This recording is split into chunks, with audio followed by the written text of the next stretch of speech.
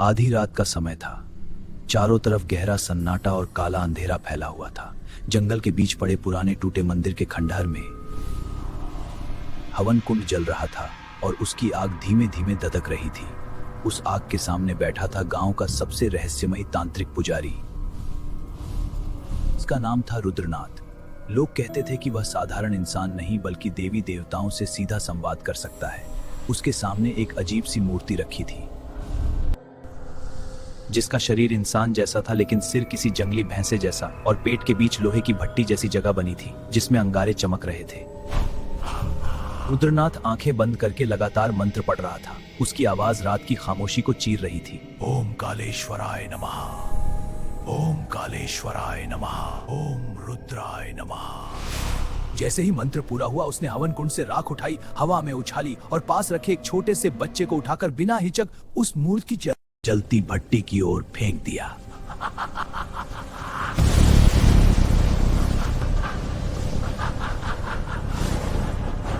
ये दृश्य देखकर रुद्रनाथ जोर जोर से हंसने लगा। उसकी आंखें खूनी और डरावनी थी। उसकी हंसी सुनकर जंगल के पक्षी तक डरकर उड़ गए। जाग गए कुंजे तुम कालदेव, अब गांव पर संकट खत्म होगा।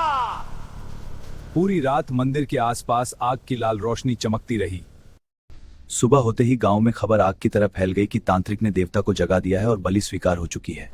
लोग आपस में बातें करने लगे कि क्या सच में देवता जाग गए? डर लगता है अब सूखा खत्म होगा, खेत फिर से हरे हो जाएंगे, बीमारियां दूर भागेंगी, क्योंकि यह काम किसी और के बस का था ही नहीं, सिर्फ रुद्रनाथ ऐसा कर सकता था। हाँ, सब ठीक हो जाएगा, डरो वो जंगल। गांव वाले उसे भगवान जैसा मानते थे क्योंकि उनका विश्वास था कि अगर कालदेव खुश रहें तो गांव में खुशहाली आती है, अनाज दोगुना उगता है और घरों में सुख रहता है। लेकिन अगर देवता नाराज हो जाएं तो सूखा, बीमारी गांव को तबाह कर देती है। इसलिए हर अमावस्या को एक बलि देना जरूरी माना जाता था और यही बात पूरे गांव को अंदर से डराती भी थी। रुद्रनाथ कहता था कि यह शक्ति उसे उसके गुरु से विरासत में मिली है और देवता की सेवा में ऐसी गलती करने वाला खुद मौत को बुला लेता है। उसी दिन पंचायत में अगली बलि की बात शुरू हुई तो एक माँ जिसका नाम गौरी था रोते हुए खड़ी हो गई। मैं भूखी रह लूंगी, बीमारी सह लूंगी, लेकिन अपने बेटे को नहीं दूंगी। गांव के बुजुर्ग उसे समझाने लगे कि यह तेरे बच्चे की मौत नहीं, पूरे गांव की रक्षा है। लोग उसे हमेशा याद रखेंगे, हर घर में पहला कौर उसके नाम का निकलेगा। लेकिन उनकी आंखों से आंसू रुक नहीं रहे थे। वह बार बार कह रही थी, तब रुद्रनाथ शांत आवाज में बोला, देवता को मासूम आत्मा चाहिए, बलि तो बालक की ही होगी क्योंकि निर्मल मन ही देवता को प्रिय होता है। और यह सुनते ही पूरे गांव में सन्नाटा छा गया। इस धरती पर बच्चों से ज्यादा मासूम कौन होता है? अगर सही वक्त पर भोग नहीं चढ़ा तो पूरा गांव संकट में आ जाएगा। गांव के कुछ लोग सरला जैसी उस बेबस मां को घेरकर समझाने लगे कि गांव की भलाई के लिए उसका बेटा देवता का प्रसाद बनेगा। उसके लिए सम्मान की बात है। लेकिन मां रोते रोते जमीन पर गिर पड़ी और बोली, बच्चे को मत ले जाओ, मैं सब सह लूंगी। अगर तांत्रिक वंश को कुछ हो गया तो आगे हमें कौन बचाएगा? तू पहली मां नहीं है जिसने बलि दी है। ज्यादा चालू मत बन। इस साल देवता ने तेरे बेटे को चुना है, अपने भाग्य को स्वीकार कर। वह औरत अकेली थी। उसका पति सालों पहले मर चुका था। उसकी चीखें हवा में गूंजती रहीं। लेकिन गांव वालों ने उसकी एक ना सुनी और बच्चे को जबरदस्ती उससे छीनकर खंडहर की अंधेरी कोठरी में बंद कर दिया। बच्चा कोने में सिमट कर बैठा कांप रहा था। तभी अचानक दरवाजा चरमरा कर खुला और बाहर से हल्की रोशनी अंदर आई। सामने खड़ा था वही तांत्रिक। उसकी आंखों में अजीब चमक थी और होठों पर डरावनी मुस्कान। उसने बच्चे को प्यार से खाना दिया। बच्चा भूखा था इसलिए खा लिया और कुछ ही देर में उसकी आंखें भारी होने लगी और वो बेहोश हो गया। तांत्रिक उसे गोद में उठाकर मंदिर के बीच बनी लकड़ियों की चिता पर लिटा देता है और मूर्ति की ओर देखकर धीरे से बोलता है, अग्नि साक्षी रहे, ये पवित्र आत्मा तुम्हें समर्पित है। अगले ही पल मूर्ति के पेट से आग की लपटें तेज हो उठीं और चारों तरफ अजीब सन्नाटा फैल गया। जैसे जंगल भी डर गया हो। रात इतनी काली थी कि चांद भी बादलों में खो गया था। तांत्रिक की सांसें तेज चलने लगी, उसकी आंखें लाल होने लगी और शरीर कांपने लगा। उसने आसमान की ओर मुंह करके किसी जंगली जानवर जैसी आवाज निकाली और फिर मूर्ति को घूरने लगा। अचानक जलती भट्टी से राख हवा में घूमने लगी और गोल चक्कर बनाकर ऊपर उठने लगी। उसने अपना हाथ आगे बढ़ाया और सारी राख उसकी हथेली में आकर रुक गई। वो पागलों की तरह हंसते हुए बोला, मेरी साधना पूरी हुई, अब मेरी शक्ति पहले से भी ज्यादा बढ़ गई है। फिर धीरे धीरे उसकी असली सोच बाहर आई। वो खुद से ही बड़बड़ाने लगा कि गांव वाले कितने भोले हैं। सूखा, बीमारी और मौत किसी देवता का श्राप नहीं, बल्कि उसी की चाल है, ताकि लोग डरें और हर अमावस्या को बलि देते रहें। उसकी आंखों में लाल चमक तैरने लगी और खंडहर की दीवारों पर उसकी परछाई कई गुना बड़ी दिखाई देने लगी, जैसे वो खुद को ही देवता मान बैठा हो। उसी समय गांव का एक युवक राकेश पुराने मंदिर के पास से गुजर रहा था। उसने देखा कुछ बच्चे मिट्टी से एक अजीब मूर्ति बनाकर खेल रहे हैं और एक छोटा लड़का आंखें बंद कर ध्यान लगाने जैसा बैठा है। राकेश ने हंसते हुए पूछा, क्या खेल रहे हो तुम लोग? बच्चों ने मासूमियत से जवाब दिया, बलि वाला खेल। यह सुनकर राकेश चौंक गया और बोला, यह कैसा खेल है? एक बच्चा बोला, गांव में बीमारी फैल रही है ना, बाबा कहते हैं देवता को प्रसाद देना होगा, अमावस्या को छोटू की बलि देंगे तो सब ठीक हो जाएगा। बच्चों की बातें सुनकर राकेश के पैरों तले जमीन खिसक गई। उसके मन में डर बैठ गया कि इतनी छोटी उम्र में इन बच्चों के दिमाग में ये खौफनाक सोच आखिर आई कहां से। और तभी उसे महसूस हुआ कि गांव में कुछ बहुत बड़ा और खतरनाक छिपा हुआ है, जो धीरे धीरे सबको अपनी गिरफ्त में ले रहा है। राकेश के मन में बार बार एक ही सवाल घूम रहा था कि क्या इस गांव में सच में कुछ ऐसा हो रहा है जो बाहर वालों से छिपाया जा रहा है। वो बच्चों से और सवाल पूछना चाहता था, लेकिन तभी अचानक सरपंच के 2 आदमी वहां पहुंच गए और बोले, शहर वाले बाबू, सरपंच जी ने आपको बुलाया है, अभी चलना होगा। राकेश उठ गया, लेकिन जाते समय उसकी नजर बार बार पीछे मुड़कर उसी पुराने मंदिर पर टिक रही थी, जैसे वहां कोई अनकहा राज उसे आवाज दे रहा हो।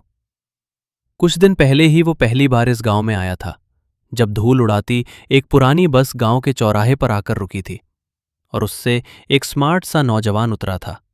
आंखों पर काला चश्मा, हाथ में बड़ा सा सूटकेस और पहनावा बिल्कुल शहर वाला। चौराहे पर बैठे गांव वाले उसे घूरने लगे और मजाक में बोले, कहाँ आ गए बाबूजी, रास्ता भूल गए क्या? युवक मुस्कुराया और बोला, रास्ता नहीं भटका, सही जगह आया हूं, बस मुझे सरपंच के घर तक पहुंचा दो। पास खड़े भोला नाम के लड़के की साइकिल देखकर उसने कहा, चलो भाई, आज इसी पर सफर कर लेते हैं। वही युवक था राकेश, जो जिला शिक्षा विभाग का अधिकारी था और गांव में सरकारी जांच के लिए आया था। रास्ते में भोला ने पूछ लिया, लगते तो सरकारी आदमी हो, किस काम से आए हो? राकेश ने बताया कि गांव के स्कूल की रिपोर्ट में लिखा था कि पहले वहां 75 बच्चे पढ़ते थे, लेकिन अचानक बच्चों की संख्या कम होती गई और आखिर में स्कूल ही बंद करना पड़ा। इसलिए सरकार ने उसे सच्चाई पता करने भेजा है। ये सुनते ही भोला अचानक साइकिल रोककर घबराकर पीछे देखने लगा, जैसे किसी ने उसका राज पकड़ लिया हो। राकेश हंसते हुए बोला, क्या हुआ, भूत देख लिया क्या? लेकिन भोला का चेहरा पीला पड़ चुका था। उसने जल्दी से साइकिल फिर चलानी शुरू कर दी और इस बार वो तेजी से पैडल मारने लगा। पूरे रास्ते राकेश को एक अजीब बात महसूस हुई। उसने कई गांव देखे थे, लेकिन यहां एक भी बच्चा खेलता हुआ नजर नहीं आया। गलियां खाली थीं, घरों के दरवाजे बंद और माहौल में अजीब डर घुला हुआ था। थोड़ी देर बाद भोला ने साइकिल रोककर कहा, लो बाबू, सरपंच जी का घर आ गया, और जल्दी से वहां से निकल गया। मगर जाते जाते वो राकेश को तब तक देखता रहा जब तक वो घर के अंदर नहीं चला गया। सरपंच पहले से ही जानता था कि कोई सरकारी अधिकारी आने वाला है, इसलिए वो पहले से तैयार बैठा था। उसने मुस्कुराते हुए स्वागत किया। आइए बाबू साहब, बताइए हम क्या मदद करें? आपको यहां आने की तकलीफ क्यों उठानी पड़ी? राकेश ने बैग से फाइल निकालकर खोली और शांत आवाज में बोला, ये मेरा काम है। स्कूल के रिकॉर्ड में शुरुआत में 75 बच्चे दर्ज हैं, फिर संख्या कम होती गई और आखिर में सिर्फ 19 रह गए। फिर अचानक बच्चों ने स्कूल आना ही छोड़ दिया। ये बात थोड़ी अजीब नहीं लगती? ये सुनते ही सरपंच का गला सूख गया। उसने नजरें चुराते हुए कहा, क्या करे बाबूजी, गांव वाले बच्चों को पढ़ाना ही नहीं चाहते। हमने बहुत कोशिश की, लेकिन कोई फायदा नहीं हुआ। राकेश ध्यान से उसके चेहरे के बदलते भाव देख रहा था। उसे साफ लग रहा था कि बात कुछ और है। उसने धीरे से कहा, कोई बात नहीं, अब मैं खुद गांव घूमकर लोगों से बात कर लेता हूं। ये सुनते ही सरपंच का चेहरा उतर गया। उसने कई बहाने बनाकर उसे रोकने की कोशिश की, लेकिन राकेश अपनी जिद पर अड़ा रहा और आखिरकार सरपंच को मजबूरी में हामी भरनी पड़ी। जबकि उसके मन में डर साफ दिखाई दे रहा था कि कहीं ये शहरी अधिकारी उस रहस्य तक ना पहुंच जाए जिसे पूरा गांव छिपाने की कोशिश कर रहा था। शाम ढल रही थी और आसमान पर हल्का अंधेरा फैलने लगा था। तभी राकेश ने तय किया कि वो अकेले गांव घूमकर सच्चाई समझेगा। वो धीरे धीरे सुनसान गलियों से गुजरते हुए पुराने मंदिर की तरफ पहुंचा। तभी अंदर से बच्चों की धीमी आवाजें सुनाई दी। उसने झांक कर देखा तो कुछ बच्चे फिर वही अजीब खेल खेल रहे थे। मिट्टी से मूर्ति बनाई हुई थी और एक बच्चा आंखें बंद करके सामने बैठा था, जैसे किसी पूजा की तैयारी चल रही हो। राकेश सोच में पड़ गया कि आखिर ये सब बच्चों के दिमाग में कौन भर रहा है। तभी पीछे से सरपंच का आदमी आ गया और बोला, क्या सोचने लगे साहब, चलिए जल्दी, सरपंच जी इंतजार कर रहे हैं। और हां, यहां शाम के बाद बाहर निकलना मना है। ये शहर नहीं, पहाड़ी गांव है, जंगली जानवर घूमते हैं। उसकी बात सुनकर राकेश को लगा जैसे ये चेतावनी किसी और डर को छिपाने के लिए दी जा रही हो। वो बिना कुछ बोले उसके साथ चल पड़ा, लेकिन ढलती रोशनी में मंदिर और भी डरावना लग रहा था, जैसे अंधेरा उसी जगह जन्म लेता हो। रास्ते में वो बार बार पीछे मुड़कर देखता रहा तो वो आदमी अचानक रुककर बोला, काहे बाबू, बार बार उधर क्या देख रहे हैं? बच्चे खेल रहे हैं बस। उसके लहजे में छिपी सख्ती राकेश को साफ महसूस हुई, इसलिए वो चुप हो गया। सरपंच के घर पहुंचने पर उसका सामना एक अजीब साधु जैसे आदमी से हुआ।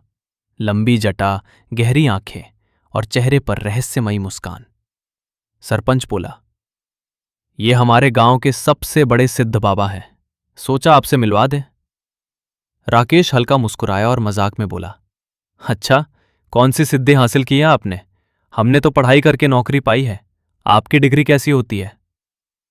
साधु अचानक गहरी सांस लेकर हंसा और बोला, हमारी शक्ति किताबों से नहीं मिलती, इसे समझने के लिए अभी आपकी समझ छोटी है। उसकी आवाज में ऐसा अजीब दबाव था कि राकेश को अचानक चक्कर आने लगा, शब्द लड़खड़ाने लगे और सिर भारी हो गया। बाबा उठते हुए बोला, मेहमान को आराम करने दीजिए, इनकी तबीयत ठीक नहीं लगती। और बिना पीछे देखे वहां से चला गया। उसका यूं अचानक चले जाना राकेश को बहुत अजीब लगा, मगर वो खुद भी कमजोरी महसूस कर रहा था, इसलिए कुछ कह नहीं पाया। उस रात राकेश को नींद ही नहीं आई। बार बार बच्चों की आवाज कानों में गूंज रही थी, बलि का खेल। काफी देर बाद जब उसे नींद आई तो उसने सपना देखा कि वो उसी रहस्यमयी मूर्ति के सामने खड़ा है, जिसका चेहरा बैल जैसा और शरीर इंसान जैसा था। पेट में जलती भट्टी से आग की लपटें निकलकर उसके चेहरे तक पहुंच रही थीं। अचानक वो घबराकर उठ बैठा, दिल जोर जोर से धड़क रहा था। वो समझ नहीं पा रहा था कि ऐसा डरावना सपना क्यों आया, जबकि उसने उस मूर्ति को कभी देखा ही नहीं था। तभी उसकी नजर खिड़की से बाहर गई और उसने देखा कि जंगल के बीच खंडहर की दिशा में आग जल रही है। सपना याद आते ही उसके शरीर में सिहरन दौड़ गई और बिना सोचे वो जल्दी से नीचे उतरा और अंधेरे जंगल की ओर भाग पड़ा। जब वो खंडहर तक पहुंचा तो सामने का दृश्य देखकर स्तब्ध रह गया। वहां वही मूर्ति खड़ी थी जो उसने सपने में देखी थी, बिल्कुल वैसी ही। राकेश के दिमाग में सवाल घूमने लगे कि उसने इसे पहले कभी नहीं देखा, फिर ये सपना कैसे आया। तभी उसकी नजर पास बैठे उस तांत्रिक पर पड़ी। वो हवन कुंड के सामने आंखें बंद किए बैठा था और उसके होंठ लगातार धीमे धीमे मंत्र बोल रहे थे, जैसे किसी खतरनाक अनुष्ठान की शुरुआत होने वाली हो। हवा बिल्कुल शांत थी, जैसे पूरी दुनिया ने सांस रोक ली हो। राकेश ने महसूस किया कि हवन कुंड की आग साधारण नहीं थी। उसकी लपटें अजीब तरीके से घूम रही थीं, जैसे किसी जीवित चीज की तरह हिल रही हों। वो डरते डरते एक टूटी दीवार के पीछे छिप गया। तभी बिना आंखें खोले तांत्रिक बोला, छिपकर क्यों देख रहे हो सरकारी साहब? अब आ ही गए हो तो सामने आ जाओ। ये सुनकर राकेश का दिल तेज धड़कने लगा और वो धीरे से बाहर आ गया। उसने गुस्से में पूछा, ये सब क्या चल रहा है? गांव के बच्चे कहाँ जा रहे हैं? ये पूजा है या धोखा? तांत्रिक जोर से हंसा। उसकी हंसी खंडहर की दीवारों से टकराकर और डरावनी हो गई। वो खड़ा हुआ तो आग अचानक भड़क उठी और उसकी लाल चमकती आंखें साफ दिखाई देने लगी। उसने कहा, तुम शहर वाले हर चीज को अंधविश्वास कह देते हो, लेकिन ये गांव मेरी वजह से जिंदा है। इन मासूम आत्माओं की शक्ति से मैं बीमारी, अकाल और मौत तक को रोक सकता हूं। फर्क बस इतना है कि जिसे ये लोग देवता समझते हैं, वो असल में शैतानी शक्ति है और मैं उसका साधक हूं। उसकी बात सुनकर राकेश सन्न रह गया। उसने गुस्से से कहा, तुम पुजारी नहीं, हत्यारे हो। बच्चों की जान लेकर खुद को भगवान समझ बैठे हो। तभी पीछे से आवाज आई और कई गांव वाले वहां पहुंच गए। सरपंच, बूढ़े लोग और औरतें सब खड़े थे। एक बूढ़ा कांपती आवाज में बोला, 20 साल पहले मेरा पोता भी इसी ने देवता के नाम पर ले लिया था। अब सबको सच्चाई समझ आ चुकी थी। तांत्रिक घबराकर भागने लगा, लेकिन गांव वालों ने उसे पकड़ लिया। उसकी आंखों की लाल चमक अब डर में बदल चुकी थी। लोगों ने उसी आग के सामने उसे घसीट लिया जहां वो मासूमों की बलि देता था। उसकी चीखें खंडहर में गूंज उठीं और फिर अचानक सब शांत हो गया। अगली सुबह गांव सालों बाद बदला हुआ था। बच्चे खुलकर खेल रहे थे। औरतों के चेहरों पर डर की जगह मुस्कान थी और लोगों को लगा जैसे किसी भारी साए से मुक्ति मिल गई हो। राकेश अपना काम पूरा करके शहर लौटने के लिए बस में बैठ गया। उसे लगा अब सब खत्म हो गया है। लेकिन कुछ महीनों बाद अमावस्या की रात फिर वही खंडहर जाग उठा। अंधेरे में एक आदमी कंधे पर फावड़ा लेकर आया और उस जगह मिट्टी खोदने लगा जहां मूर्ति को दफन किया गया था। मिट्टी हटते हटते पत्थर दिखे और फिर फावड़ा किसी कठोर चीज से टकराया। वो आदमी घुटनों के बल बैठ गया और हाथों से मिट्टी साफ करने लगा। जैसे ही मूर्ति का सिर बाहर आया, उसके चेहरे पर खतरनाक मुस्कान फैल गई। उसने धीरे से कहा, पिताजी, अब लौटने का समय आ गया है। आपकी साधना अधूरी नहीं रहेगी। तभी बिजली चमकी और एक पल के लिए उसका चेहरा साफ दिखाई दिया। लाल आंखें, वही डरावनी मुस्कान। वो कोई और नहीं बल्कि उस तांत्रिक का बेटा था। उसने फिर से मूर्ति स्थापित की और पिता से सीखी काली विद्या से उस मूर्ति में अपने पिता की आत्मा को बुला लिया। अब वो देवता नहीं रहा, वो खुद वही तांत्रिक बन चुका था। खंडहर में फिर एक भयावह हंसी गूंज उठी और अंधेरा पहले से ज्यादा गहरा हो गया, जैसे कोई नई अनहोनी जन्म ले चुकी हो। सवाल बस इतना था कि क्या इस बार सच सामने लाने के लिए फिर कोई राकेश आएगा, या ये डरावनी कहानी फिर से उसी तरह दोहराई जाएगी।